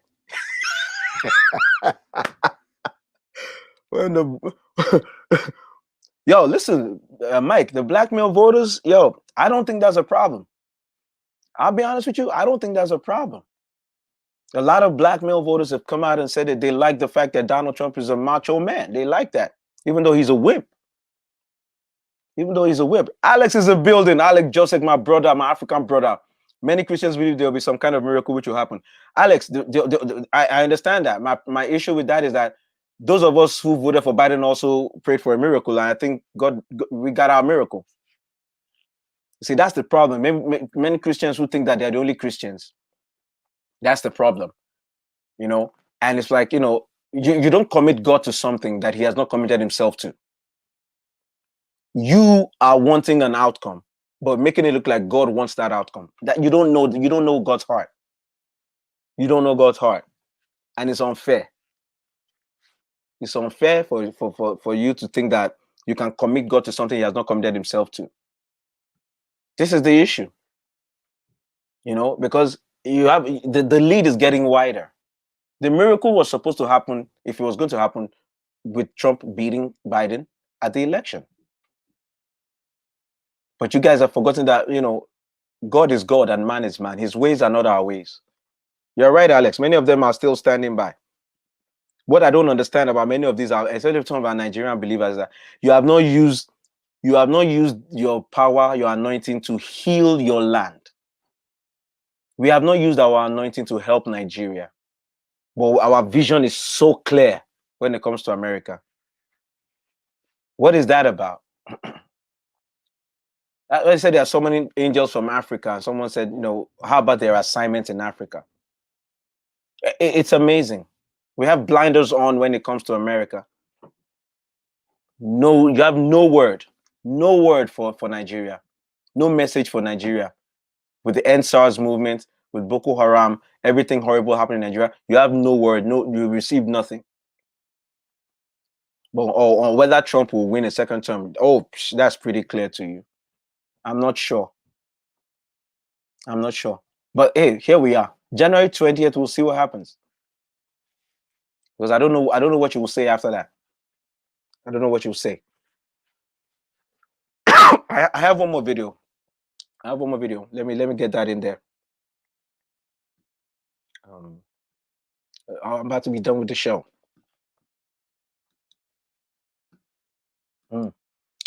Welcome everybody. Throw me a line. Please share the video. My bad. I apologize. I have one more video. Let me see. There you go. All right, here we go.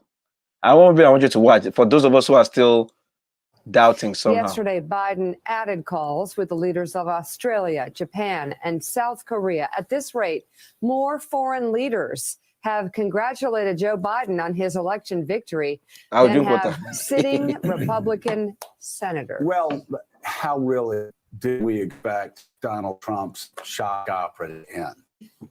Are you surprised? Are any of you surprised that Donald Trump's shock opera would not have this sort of sad, pathetic finale? I'm not. I'm surprised that you're surprised. I'm surprised by the text that I'm getting. Are we going to be okay? Yes, we're going to be okay. You know why? Because what I've been saying for 4 years is playing out in the courts right now. The rule of law is stronger than any one man or any one woman. And when these scam press conferences turn into scam pleadings and they go before federal judges or state judges, the state judges ask Trump's lawyers under oath whether they have any evidence of foul play. And under oath and under the penalty of perjury, they all say, no, Your Honor. And the cases are dismissed. Now, listen, while you were sleeping last night, and you probably went to bed if you follow politics closely, concerned about some of the developments that have been going on. While you were sleeping last night, they were counting votes one by one by one in Arizona. And finally, after counting one vote a day, they came to the conclusion, the Secretary of State out there, as well as Dave Wasserman, that Arizona is all over. Yes, I know.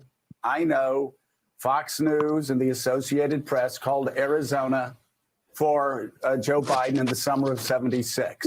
But now everybody else is doing it. Arizona is over.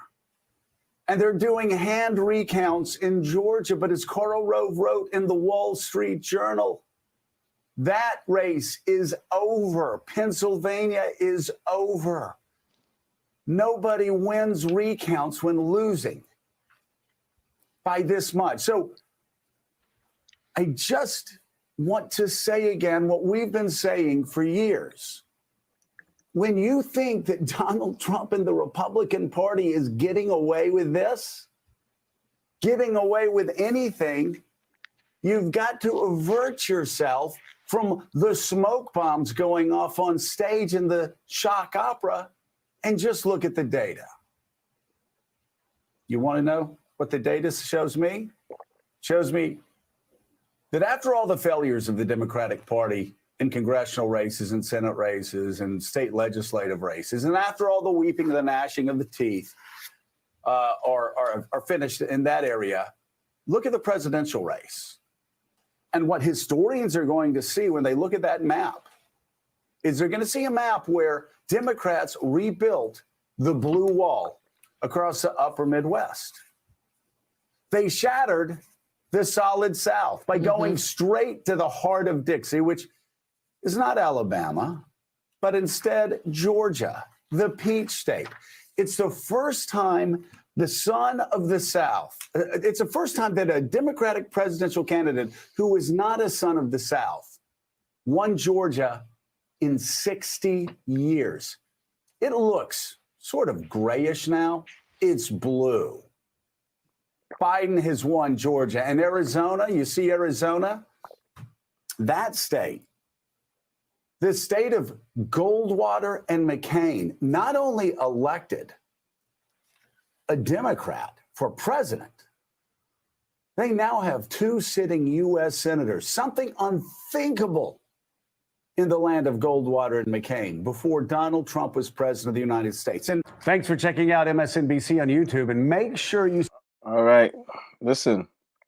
So you see what I'm saying? Like this is what I'm trying to tell people. Like all this talk about Donald Trump having a comeback is keeping us from just celebrating what's in front of us.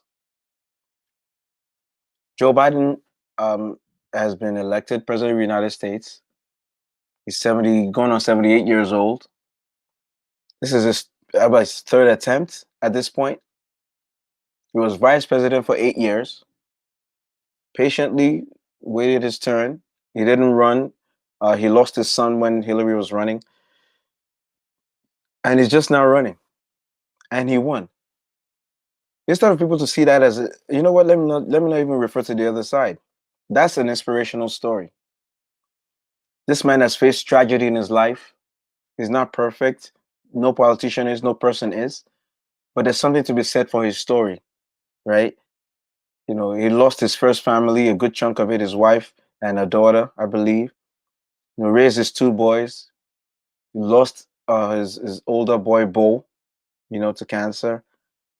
He himself almost died of an aneurysm in an operation where, and some they described this operation where they were trying to get rid of a tumor in his head, and but when they were trying to get it out, the tumor popped, but it popped outward towards the doctor and not inwards toward his brain.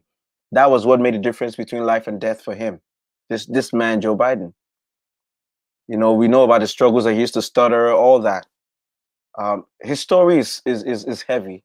And when you see him, you know, quiet and talking, he has seen a lot in his life.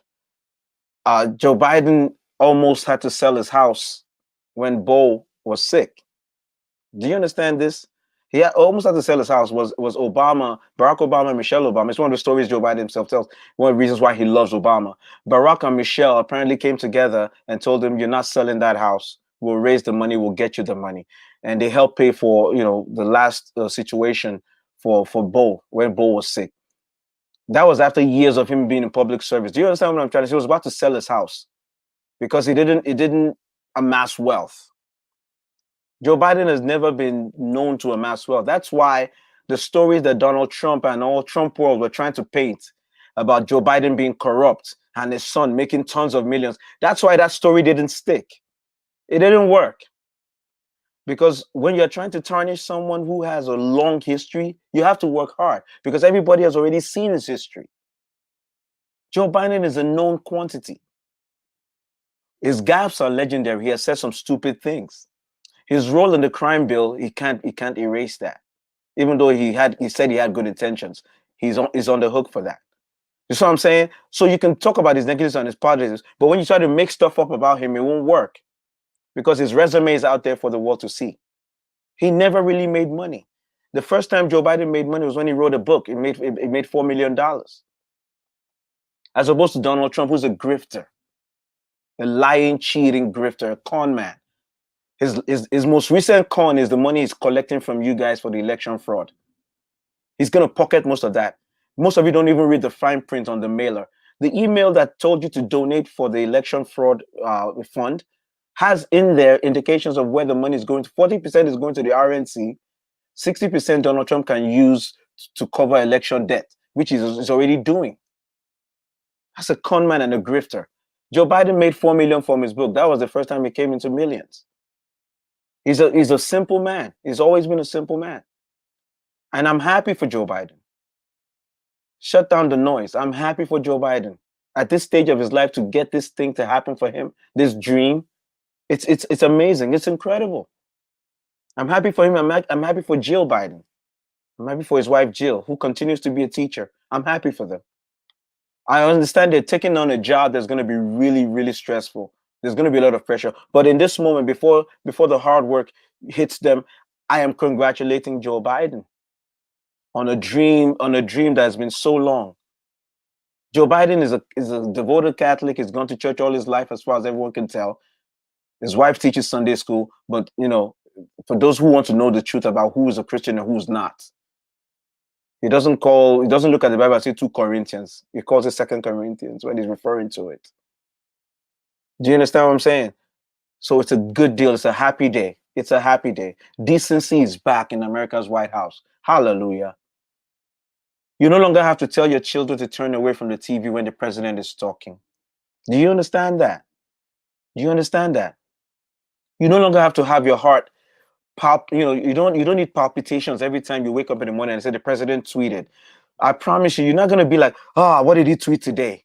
You're not going to have that feeling. You may disagree with his policies. As a matter of fact, a lot of Democrats who are worried that Joe Biden's policies will not be what they want it to be. That's normal. That's legitimate. That's the kind of problem. That kind of problem we used to have before Trump. Normal people problems. Normal political problems. We used to have those. I miss them. Since Donald Trump has been president, I have missed regular problems on policy. I've missed regular disagreements on spending and welfare and social security. I've missed those arguments. I've missed those arguments because since Donald Trump has been president, it's been, will America survive? That's all. This is what we've been dealing with.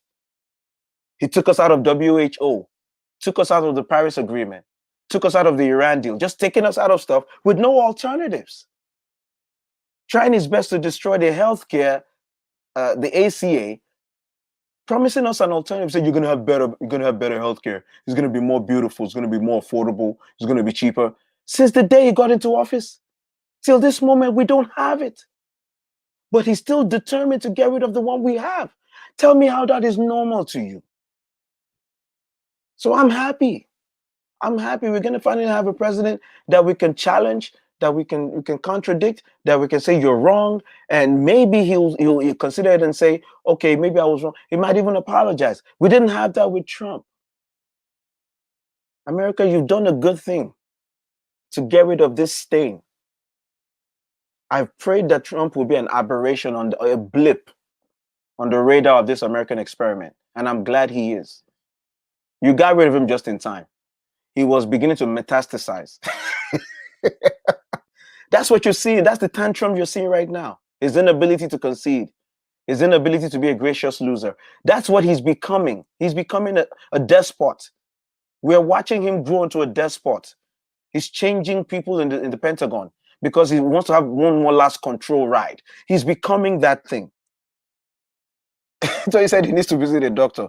I don't know if a doctor will help him. He's not going to listen. He's not going to listen. But as long as he's not in the now, let me get people are right to be worried that even if he leaves the White House, he's going to have a big following. He might start a media network. He'll be attacking Joe Biden from the sidelines. He'll be doing this. I understand that. That's going to be a problem. That's going to be an issue. But I am happy that we'll take away the White House microphone from him. That's it. That's all I want. Take the White House microphone from him. No more let his Twitter account be the national presidential Twitter account. That's all I'm saying. I'm happy enough with that. I know there'll be problems. It will be difficult. The country is divided. I get all that. That's not my issue right now. I've said it before. Most people don't see Donald Trump the way I see Donald Trump. Is an existential menace. Donald Trump is a cankerworm on this experiment. Donald Trump being president is like maggots eating the fabric of this democracy from the inside. I have always considered the removal of Donald Trump, the voting out of Donald Trump, as an emergency. All the other problems, they're normal people problems. They're normal country problems. Donald Trump is unique. The way we talk to each other, the way, like Michael is saying, the volume of the politics, the volume of the fights. Yeah, yo, I don't know. Jack Dorsey might delete him off Twitter with a few more tweets from him. A few more. He doesn't need him anymore if he's not president. But it might not do that because he still controls like 50 to 60, 70 million people who follow him. Now, I don't know if that following is going to stay faithful to him because those are his voters. I'm not sure if those are all his followers because some people vote for him for different reasons.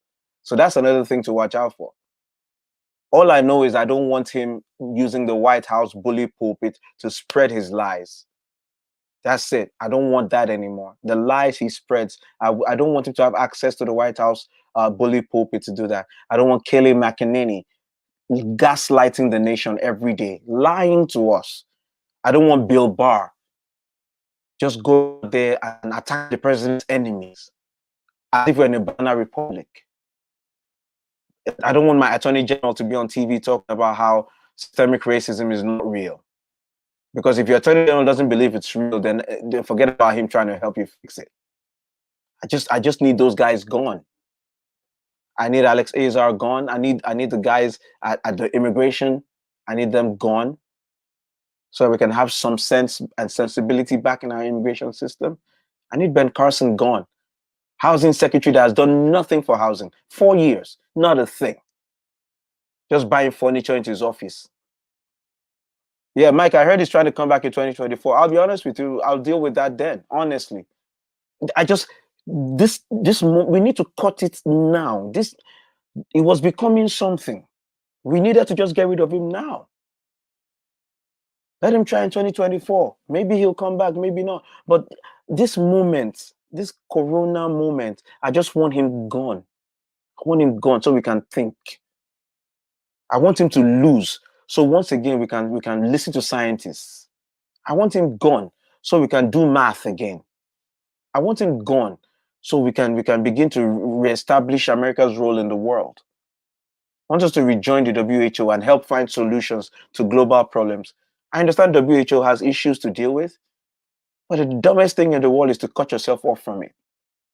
It's a vastly resourceful organization. This man doesn't know anything. This man was leading us with tantrums. I don't like the WHO, I'm cutting us off from it. Who does that? He didn't realize that America's influence on the WHO, allowed America to make changes they wanted in the WHO. For everything that Donald Trump cut us out of, China just stepped in and took control. Biden will have a hard job trying to claw our way back to the top. Because not only is Donald Trump evil and horrible, he's also ignorant. He's a dumb person. He's not smart. And he doesn't deserve to lead this nation. Never did. And even the smart people around him eventually leave. Fauci had to step back. Birx had to contradict him. General Mattis had to resign. Kelly couldn't do it anymore. John Bolton had to write a book. You can't be around him if you're smart. Because he's not smart, so he sees you as a threat. That's the problem. Nobody can work with him. We just need him gone. And that's why I'm happy. I'm happy for Kamala Harris. I'm happy for Kamala Harris. I mean, it's the most amazing thing. You have one person who embodies like the shattering of like 3 glass ceilings at once. It's amazing. She took down the woman vice president ceiling. She took down the black woman ceiling. It's 4. Let me break it down. She's both an African American, born and raised here. I mean, she everything you want to have for an African American, she has it. But she's also Jamaican, so she has the immigrant thing going from India and Jamaica. So the daughter of immigrants, a black woman, Asian woman, and she breaks like 4 ceilings at once. We got the 4 in one package with Kamala Harris. I'm happy for her. I'm happy for her, Doug. I'm happy for them. Remember when she fell off from the primary, and it looked like, oh, she made a mistake. Like we didn't know she was going to be vice president. It's amazing.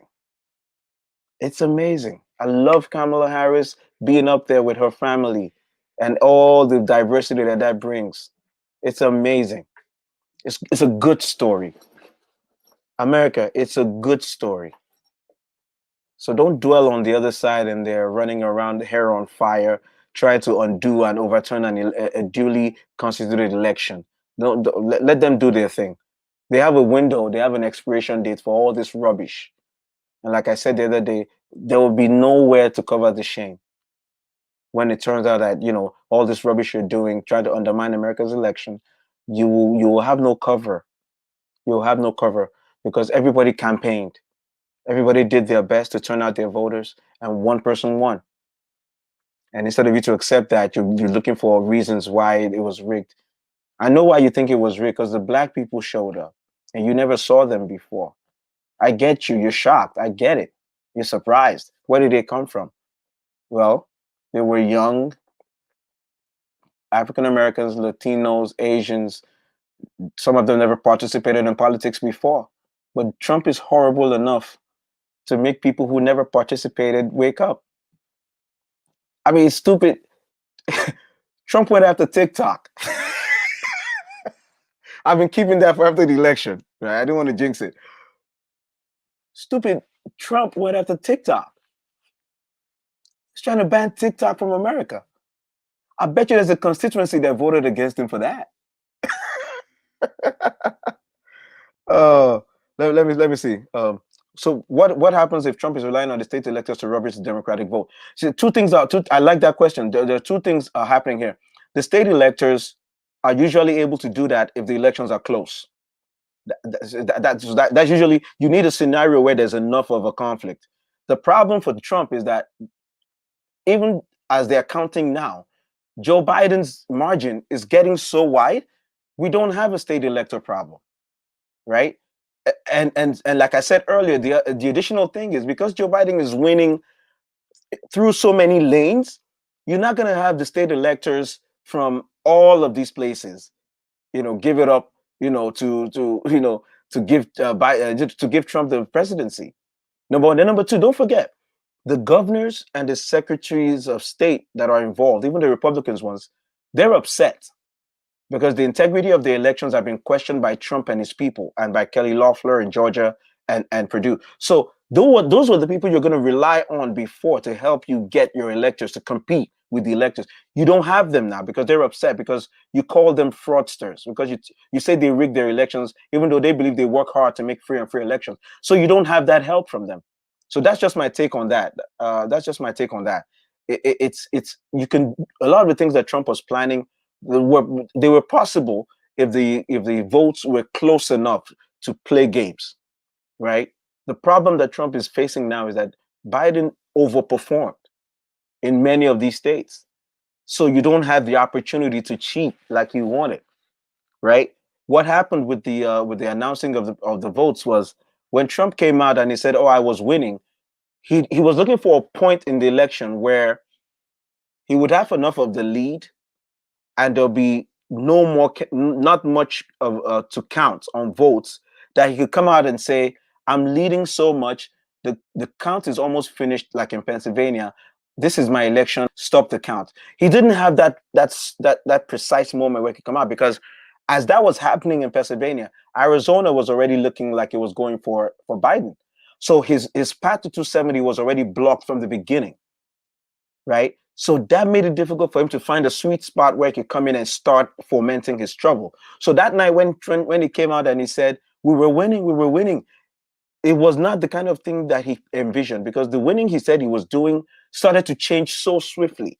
When the mail-in votes started coming and the red started becoming blue, he had missed his moment to come out and start saying, we won, because the blue started cleaning up all the red.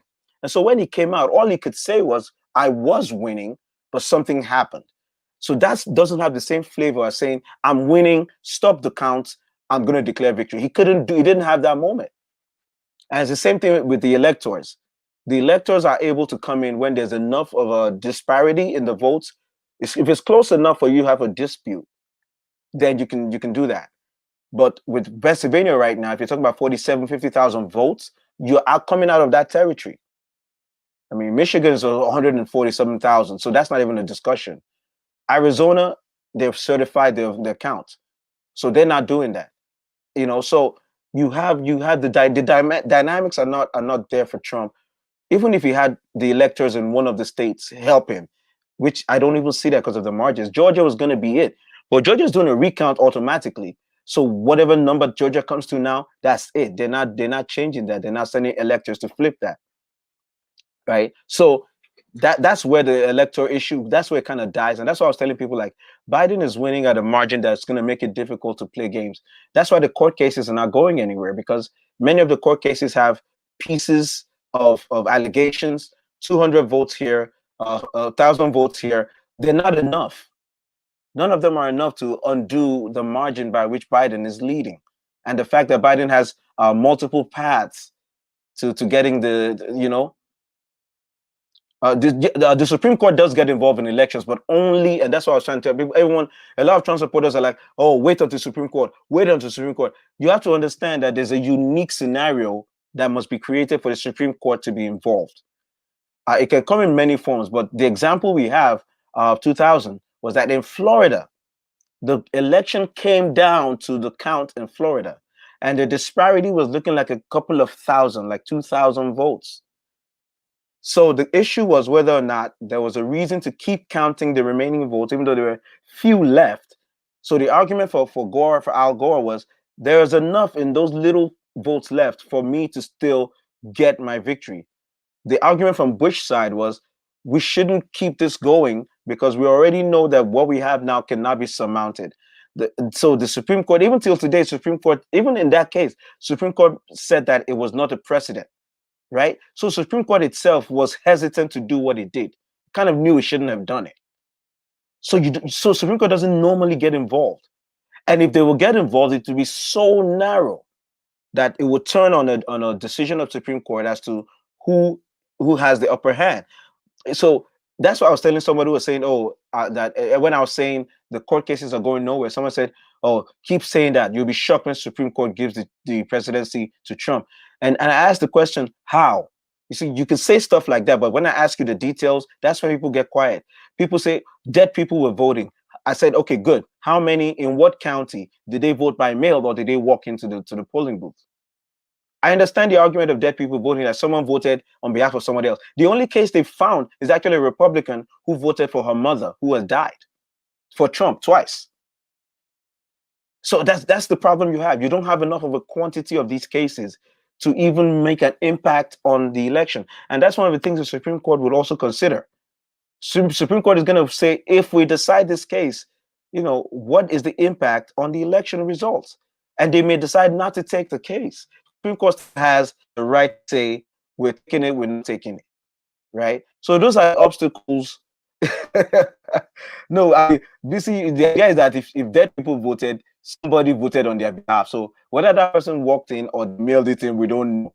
But like I was asking the person, especially my Nigerian people, they know so much about the fraud, as if they were standing there when the fraud was happening.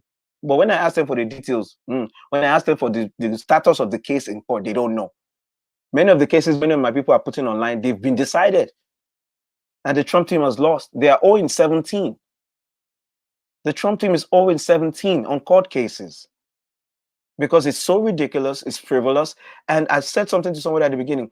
You're not going to walk into court and challenge an election and think that the governor or the secretary general, even though they're Republicans, are going to support you. You're challenging their work. So you have secretaries of state coming out and saying, we did good work. Our elections were free and fair, and they're Republicans and they're fighting Georgia is a big example. The governor and the secretary of state are both upset with the Republicans in their state that are saying, oh, it's rigged. And they're like, so we rigged for Biden? And they're calling them out. Show us the examples of the rigging. Give us evidence. That's where this whole thing falls apart. Every time they ask for evidence in all the court cases, that's where it dies. That's where it dies. That's how you know that they're grasping at straws, right? And like I said, Biden's winning so well that it's difficult to see a path for Trump.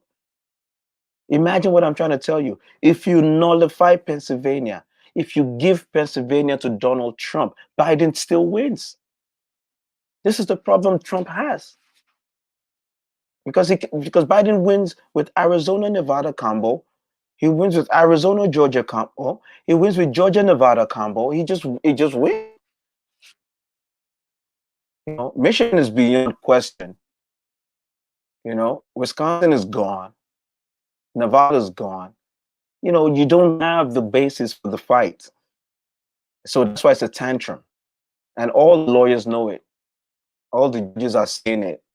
And that's where we are. And that's why it's just unfair the way Biden is being treated. But that's okay. That's okay. Yeah. Folks in Nigeria are blindly supporting Trump. I believe region has affected people back home. They believe Trump to be the Christian, and nobody's probably more of a Christian than Trump. I'm not judging. You're exactly right. Look. Let's put it this way. You're right. Not judging, but all we can do, the Bible says, by their fruits you will know them. All right. So let's start with that. How do you and I know each other as believers? We find ourselves speaking as believers, going to church, speaking on the things that believers go through and our struggles. Trump is nowhere near that spectrum. The thing about Trump that has worked so well is ability to identify grievance. Trump asks himself only one question: what are you upset about? I'm going to amplify that, and I'm going to make that my cause so I can get you on my team. So Trump says to himself, what do Christians care about? Religious liberty, for the churches to do everything they want. And also, he knows they care about the homosexuality. He knows they care about abortions. So Trump knows exactly where to stand on those things. It doesn't mean he believes in what you believe in. And that one of the things that's funny to me is Trump was a Democrat for years before he decided to switch during Obama and started to gain the trust of Republicans. It's amazing. For something 70 years of his life, it was a Manhattan socialite. He was going to Studio 54. He was a frequent guest at the Playboy Mansion, right? He was on Howard Stern bragging about his escapades with women. He donated money to Hillary for Senate. He donated money to Chuck Schumer. He was all Democrat. The switch happened when he realized that he had a better chance to win as a racist, as a misogynist, and as a homophobe. He saw that would help him get control of, white evangelicals, and it worked. It just worked, unfortunately. And he's used the white evangelicals very well.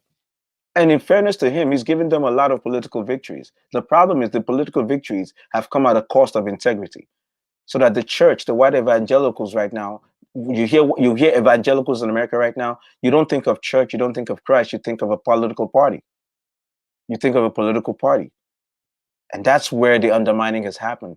The white evangelical movement in America can no longer claim to have any connection with love. Now they're known for ruthlessness. They're known for political strategy. They hated Obama, because they say he supported the homosexual agenda, but they forgave Trump of all his indiscretions. Somehow he's washed of all his sins. But Obama, the family man, one wife, all that doesn't matter. Joe Biden, a devoted Catholic, he's been going there, he's been teaching kids. That's nothing. But Trump, because he's getting them the judges they want, conservative judges, they don't care about his lifestyle. They don't care about his example. And somehow they think God is just happy with that. But that's on them. That's on them. And, there's a lot, yeah, the political party backed up by the White House. I mean, it's a symbiotic relationship. They feed the White House with votes and support and financial support. And they also get a lot of political favors from the White House. Paula White's church got money from the stimulus because she's the special advisor to the president. So you have that relationship, but in all of that, what's lost? Faith, Christ, love. None of that is mentioned anymore. It's about political victory. And that's where they've gone wrong. Ladies and gentlemen, it's your boy, man. It's been a pleasure, man. We won. We're happy. Trump is a singular horror that needed to go. And that's all I care about. With him gone, we can go back to our normal problems. We have them, but at least we have a sense of how to deal with them. Trump is a unique problem, and I'm glad he's gone. I couldn't really speak on NSARS today, but my mind is with those in Nigeria who are being persecuted for speaking out, persecuted for protesting. The government is deliberately trying to lump the protesters and the looters and the rioters in the same group so they can demonize all of them. They're freezing accounts. And I hope it backfires. I hope it turns out that this move that the Nigerian government is doing, I hope it will spur all the young people to realize that they're not in a free country, and it will cause them to come up in elections and politics and just turn their backs on these people that are selling them or that are betraying them. It's a horrible thing. After you shoot people for protesting, you now go and freeze accounts and you try to demonize and make them terrorists. It's like you are really showing who you are. And I hope it backfires. 2023 is coming, but even before that, I hope the Nigerian people rise up in elections and change the entire situation. You know, yeah, JJ Rollins, passed away. It's like Nigeria just needs an overhaul. Nigeria just needs an overhaul. You know, that's why it's so interesting to have Nigerian pastors. They're so sure about what's going to happen in America, but they are blind to what's happening in Lagos. So you know what, ladies and gentlemen, I'm gonna have to let you go today. But for those of us who wanted Biden to win, let's enjoy our victory. We're not paying attention to the noise. It will settle. Everything will settle by January 20th. It will be good, and then we can have our full conversations. It's your boy JFK. I'm very happy. Go forth and prosper. Let's talk about this. We're going to talk about Nigeria very soon too. Appreciate you. Shout out to everybody following show Yinka. Yinka is in the building. Yeah, Yinka, I love you, sis. Yeah, so we won and we are happy because that Trump guy look at how he's behaving. It's a confirmation that we're right to get him out.